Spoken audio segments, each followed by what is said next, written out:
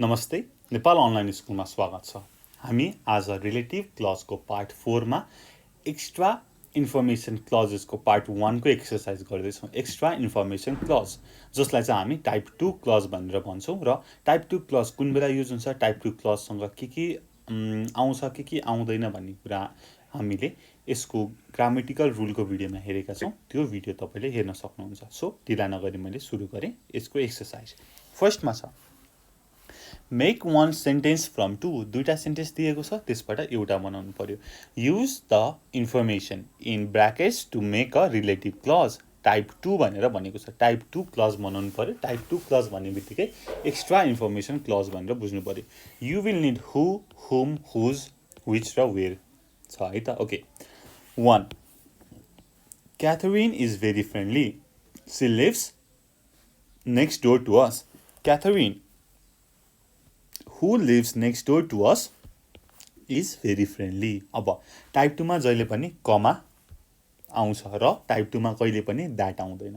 र यसमा हामीले टाइप 1 मा जस्तै हामीले पहिला रिलेटिभ क्लजको पार्ट 2 मा पढेको जस्तै यदि रिलेटिभ क्लज अब्जेक्टको फर्ममा आयो भनेदेखि जस्तै हु, विच, द्याट अब्जेक्टको फर्ममा आयो भनेदेखि लेख्नु पर्दैन, नलेखे नि हुन्छ भन्ने कुरा गरेका थियौँ। तर टाइप 2 मा त्यस्तो हुँदैन, लेख्नै पर्छ र टाइप 2 मा हामी द्याटको प्रयोग गर्दैनौँ। टाइप 2 भनेको के हो त? Extra information clause. ओके, यहाँनिर who lives next door to us is very kind भनेको यसले चाहिँ के बतायो त भन्दाखेरि एक्स्ट्रा इन्फर्मेसन बतायो। अब टाइप 2 ले के चाहिँ बताउँदैन त भन्दाखेरि type 2 clause do not tell you which person or a thing the speaker mean. ठिक छ, कुन चाहिँ पर्सन हो त भन्दाखेरि क्याथरिन हो, जुन चाहिँ भेरी फ्रेन्डली छ। वाट काइन्ड अफ पर्सन भन्दाखेरि भेरी फ्रेन्डली त भइसक्यो। So who lives next door to us भनेको एउटा एक्स्ट्रा इन्फर्मेसन मात्रै हो। ओके, यसरी हामी गर्छौँ। We stayed at the park hotel. A friend of ours recommend this hotel.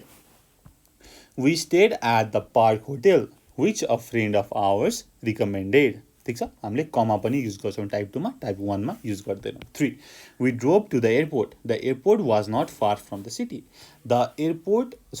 We drove to the airport which was not far from the city. Which was सजिलो छ, which was not far from the city, from the city. 4 Kate's husband is an airline pilot. I have never met Kate's husband. Kate's husband, who I have never met,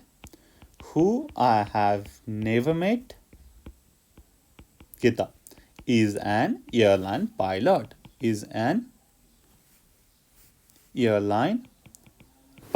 ठिक छ हो। यसरी हामी गर्छौँ। 5 Lisa is away from home. Lisa's job involves a lot of traveling. Lisa,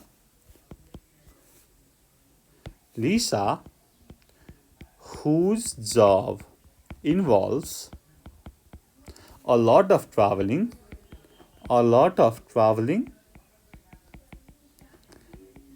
is away from home a lot. 6 Paul and Emily have a daughter, Alice. Alice has just started school. Paul and Emily have a daughter जसले चाहिँ भर्खर school start गरेकी छिन्। Who has just started school. 7 A new stadium will hold 90,000 spectators. The stadium will be finished next month. The new stadium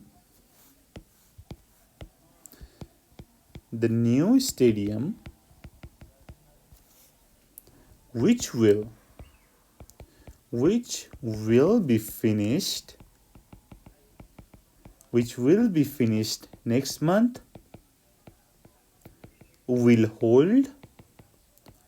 hold 90,000 spectators. 8 My brother lives in Alaska. Alaska is largest state in the US. My brother lives in Alaska. अब Alaska भनेको के हो त? Largest state in the US, which is Which is the largest state in the US? In the US. 9. Our teacher was very kind. I have forgotten her name. भनेपछि our teacher जो चाहिँ एकदमै kind हुनुहुन्थ्यो भन्दा पनि our teacher जसको मैले नाम बिर्सेँ उहाँ चाहिँ धेरै काइन्ड हुनुहुन्थ्यो. Our teacher whose name I have forgotten was very kind. Was very kind.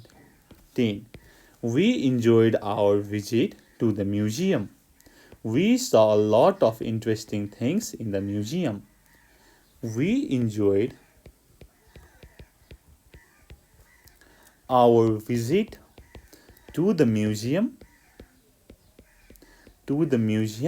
where we saw a lot of interesting things. ठिक छ ल बुझ्नुभयो.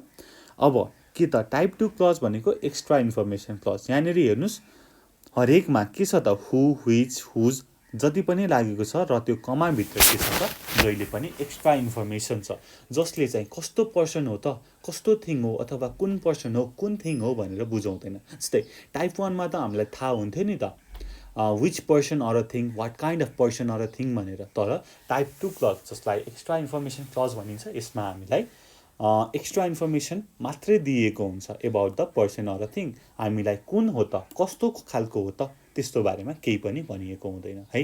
ओके टाइप 2 क्लज एकदमै इन्ट्रेस्टिङ छ. यस्तै गरी सेकेन्डमा के भनेको छ त भनेर भन्दाखेरि read the information and complete the sentences. हामीले इन्फर्मेसन पढ्नु पर्यो र सेन्टेन्स कम्प्लिट गर्नु पर्यो. Use a relative clause of type 1 or type 2. अब टाइप 1 भनेको हाम्रो रेगुलर रिलेटिभ क्लज, टाइप 2 भनेको extra information relative clause. Use comma where necessary. अब कमा कुन बेला मात्रै लाग्छ टाइप 2 मा मात्रै लाग्छ. हामीलाई थाहा छ हामीले रिलेटिभ क्लज पार्ट 4 मा एक्स्ट्रा इन्फर्मेसन क्लजको फेरि पार्ट 1 भनेर पढेका छौँ. Okay 1. My brother is an architect. He lives in Hong Kong. My brother who lives in Hong Kong is an architect. 2. The strike at the factory has now ended. The strike began 10 days ago.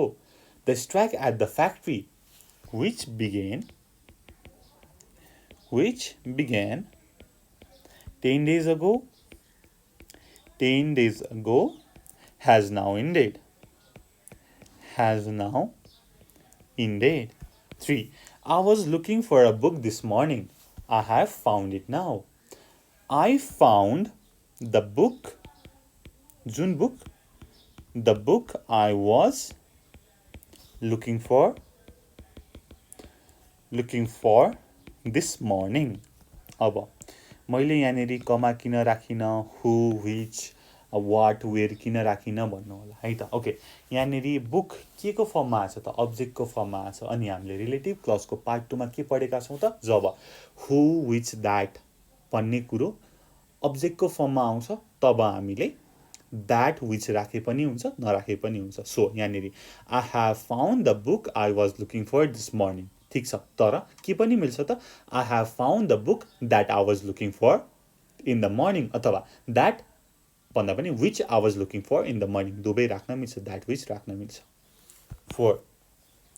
I have had my car for 15 years.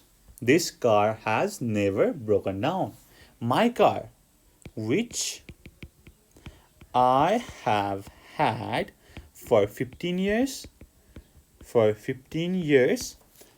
has never broken down. Has never broken down. 5. A lot of people applied for the job. Few of them had the necessary qualification. भनेपछि यो अब type 1 मा आउँछ. Few of the people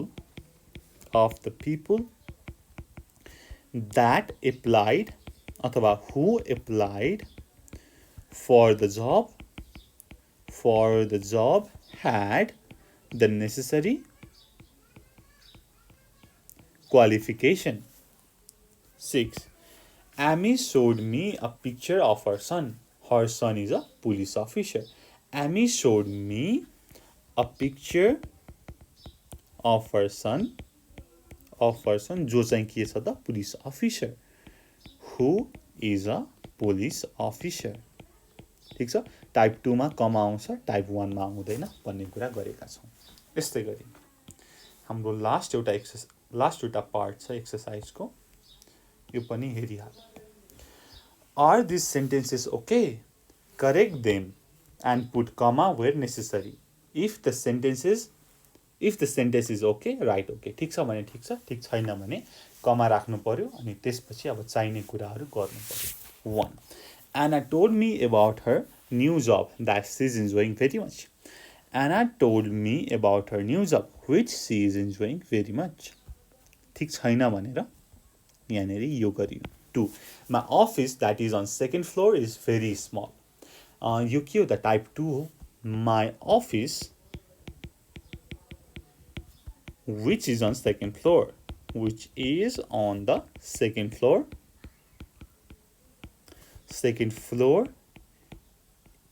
is very small. हामीले कमा पनि राख्नु पर्यो. 3.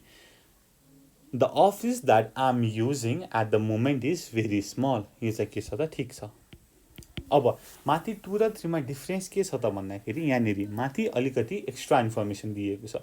My office that is on second floor. हामीलाई सेकेन्ड फ्लोर होस्, फर्स्ट फ्लोर होस्, टप फ्लोर होस्, जुन फ्लोरमा भए पनि यसले कस्तो टाइपको हो त अथवा कुन हो त के हो त भनेर जनाउँछ त जनाउँदैन नि हो. सो यो एक्स्ट्रा इन्फर्मेसन भयो.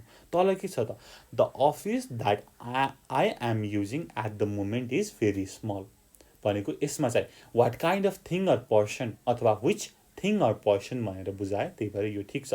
अथवा यसलाई तपाईले के पनि युज गर्न सक्नुहुन्छ भन्दाखेरि विच पनि राख्न सक्नुहुन्छ.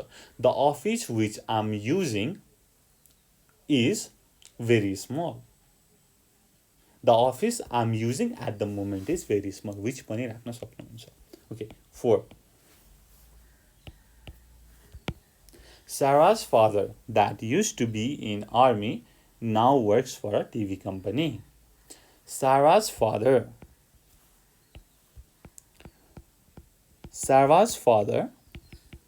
जो चाहिँ who used to be in the